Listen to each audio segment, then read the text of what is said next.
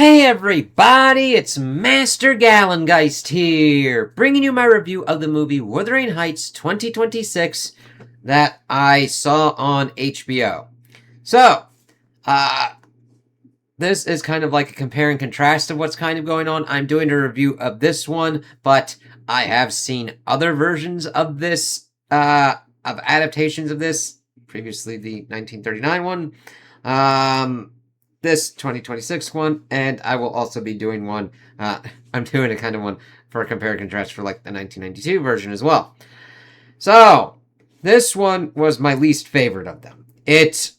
I really didn't like it at all. It made changes. It was almost like a fucking drug-addled recollection of what went on in Wuthering Heights from a teenager, and I understand that the director, Emerald Fennell, was pretty much going on like how she thought of it as a teen, but I would barely be able to call this an adaptation because it really doesn't stick to most of like what other kind of adaptations do. This is just the horny kind of version, and it's really kind of weird that you can make a horny kind of version of this and have it be kind of boring. Like, this fucker is like 2 hours and 20 minutes, and it felt like the longest slog ever. And you're like, you watched Infinity War, you watched Endgame. Those can be interminable to people. It's like, yes, it can be. Because if you're not interested in what's kind of going on, you're just gonna feel like a fucking insane long kind of movie, and it's just like, what the fuck am I watching here? And the costuming and the set design at least worked out pretty well. There's a nice, effective use of pops of color and everything, but you start off with a hanging, and with the dude dying and having like a fucking hard on, and people just going like crazy horny doing weird ass shit in this place, as we see Kathy being like watching on and being like, yee, and it's like, alright. We then, of course, see that her father comes home, bringing in Heathcliff. However, instead of her brother being a part of this, evidently her brother died and was named Heathcliff, and then names the kid that. Alright. But that then takes away the whole aspect of Hindley being jealous of Heathcliff and fucking screwing him over, and being nasty to him and treating him horribly and everything, and then getting a kind of revenge comeuppance later on. They keep that role for the father, which doesn't really make much sense to me. Like, the father brings him in and then is just completely still a gambling drunkard, and Kathy does have to deal with that later on, but it's like, okay. At least within other kind of adaptations, the father kind of dies off, and then there was at least the jealousy aspect of Hindley for it. This, they just make him kind of go whiplashing everywhere. Nellie is a very strange kind of character because she doesn't act like she usually was in any kind of other adaptation, being kind of just the help in the back and then being brought forth for certain kind of things. Here, she's like a disgraced noble person that was like paid to be taken in, and is Kathy's companion in the beginning before then she latches on to Heathcliff. There's a jealousy aspect there. She goes through and kind of does stupid kind of shit, pretty much fucking over Kathy. I mean, Kathy's making her own kind of decisions, but she like escalates the kind of stuff as well. Seeing Heathcliff kind of watching in about her whole thing about getting married to Linton and not telling Kathy about that kind of going on. Then also not taking her seriously with her losing the baby later on, which is different, but that works more along the lines of what's kind of going on with the first adaptation. So I was like, alright.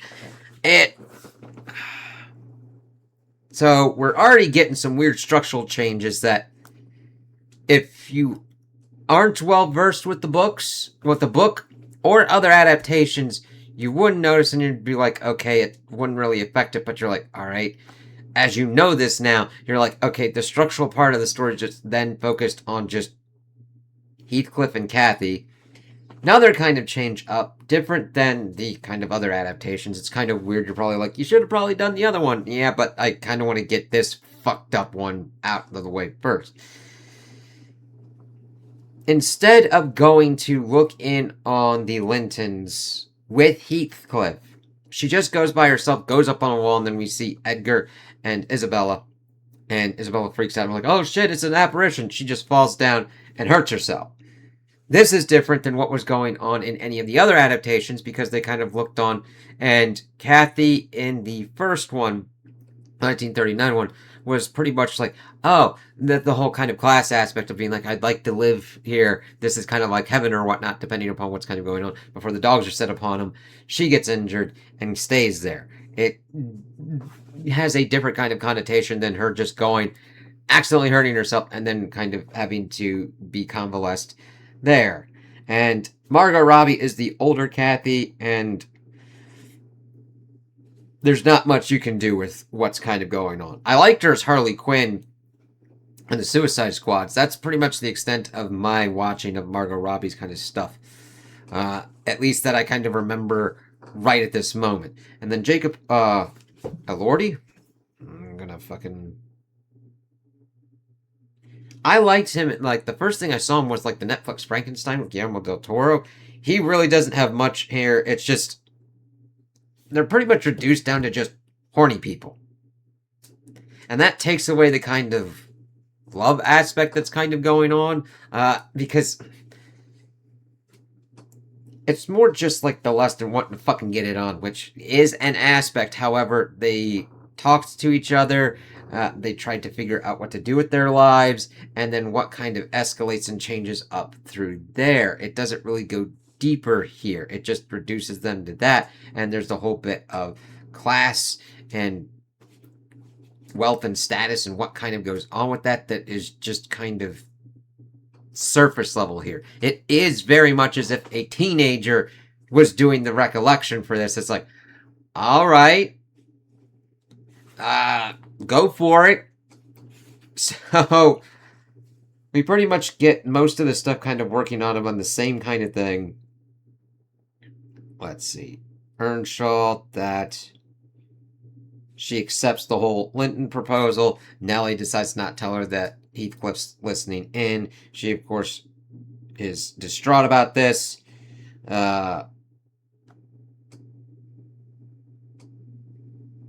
see. She changed her mind, but he'd already left, and she just goes on with that. It's been like about a year, and we see her kind of working with Isabella and Edgar, and Isabella's a little bit kind of freaky.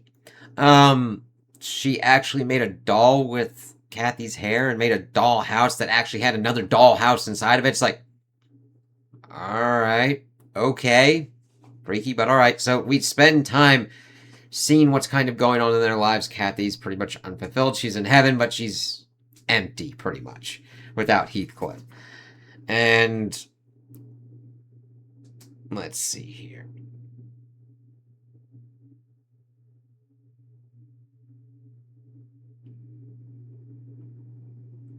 Yeah.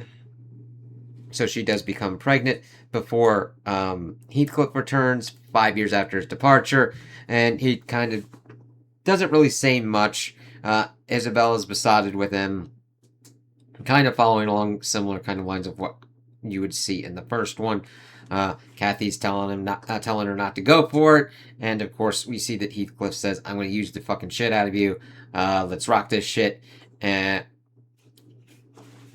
because of that, Kathy and Heathcliff do have like a sexual affair and everything, but then Nellie, of course, tells Edgar about that, and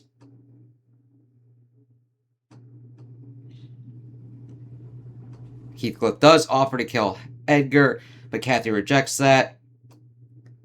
And of course, once that's rejected, he goes in with Isabella, and it goes into a more weird kind of BDSM dominance kind of thing.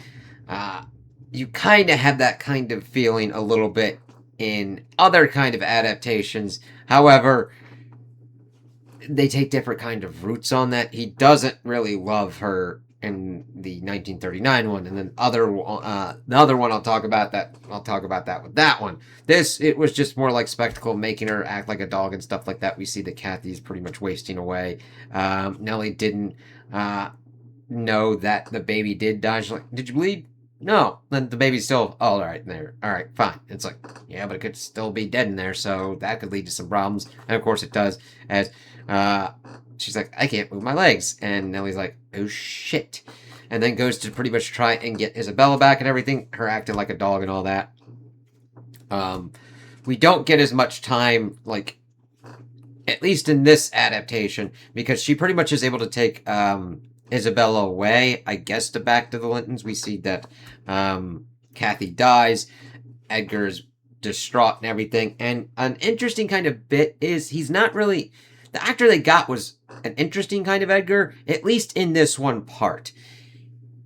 Because he's pretty much like, oh yeah, because there is some kind of creepy kind of aspects because they made Kathy's room's walls look like her skin, even down to like freckles, which I'm just like, okay, that's a choice. All right. And when he's done dealing with Kathy being dead, he even tells Heathcliff to not go in there. It's like, she's dead, man. It actually having some empathy and kind of compassion for Heathcliff, which you only really see in this one moment where, yeah, he was pissed off that everything was kind of going on with Kathy and Heathcliff, but even at this point where they both lost somebody that they love, he doesn't act like an asshole and be like, fuck you, man, I'm gonna beat the fucking shit out of you, if you hadn't come around, none of this shit would have happened and all that fucking shit. He doesn't do that. He understands that kind of pain, at least to what content this actor is given and what he's able to convey. That's at least what I got from it. And then, of course, we get the whole thing of, like, him telling Kathy to haunt him, and that's where it ends out. He doesn't pass on like in any of the other ones. This is where it ends out. It pretty much just cuts out it just focuses on, if you've seen like the 1939 one, it just focuses on mainly what goes on with Heathcliff being brought in and then coming back and then kind of ending there and actually learning about like the other stuff that goes on. That it's just more interested in the horniness of it rather than the characters, the motivations, and the actual kind of plot. That's why I say that this is more a style over substance kind of thing, because that's all it goes for. And I'm like, alright, why the fuck do we have these kind of changes going on? I don't mind Nellie being upgraded to kind of more villainous kind of role, but I'm more like, I needed a better kind of connection of why they were going that kind of route. I get some inkling that she was jealous of being kind of pushed out as Kathy's companion when Heathcliff joined the house and everything was kind of going on there. But no, we have to get that they're pranking each other with eggs in their beds and then them touching it weird. And the fucking broken eggs. I'm like, alright, you want to do that? That's cool. I almost would have rather had them just fucking make their own kind of thing, like a Bridgerton thing, where they just make this kind of ye old 1800s Victorian era and then just let fucking loose with it, because this is basically like, oh, nobody would go see this horny ass movie, and I'm like, have you seen the romance sections?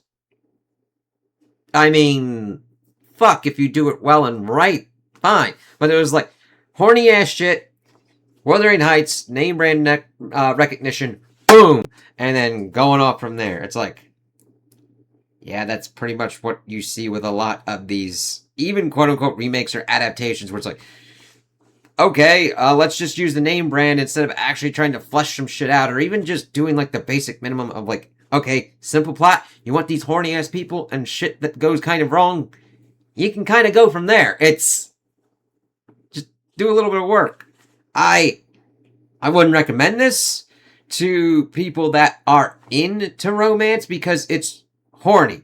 And if you're into horny stuff, I would almost tell you to just say, fuck that shit and go the porn route, because you'd probably be better served with that, because it doesn't even, it's just mainly kissing and some kind of like looking like they're like humping and shit. I mean, if you're going for like, I'm a horny motherfucker, there are better avenues than this. And it's kind of weird that I gotta talk about it like that. But, yeah. Didn't expect to go that route, but if you're into this for the plot and the characters, and you're into Wuthering Heights, I would definitely recommend any kind of other adaptation before this, because of how long it is and just how kind of a slog it is. I don't mind the changes, but I wish they had actually, like, it's like they didn't do, and they're like, they made the change, and they didn't give enough room to breathe of what those kind of changes could have represented and what kind of repercussions could have come from it. It almost is like, I have now changed the Coke to Diet Coke. Any reason why? No. Alright then. Cool. So, I definitely wouldn't recommend this, but if you liked it and enjoyed it, that's cool. That's awesome. If it achieved your objective and you had enjoyment out of it, that's fucking awesome. I didn't have any enjoyment from this. I was like, what the fuck is going on here? So those are my opinions on the movie. Tell me what you guys think in the comments below. If you liked it, if you didn't like it, if you agree with me, if you disagree with me. Also, like and subscribe, and I hope you have a good day.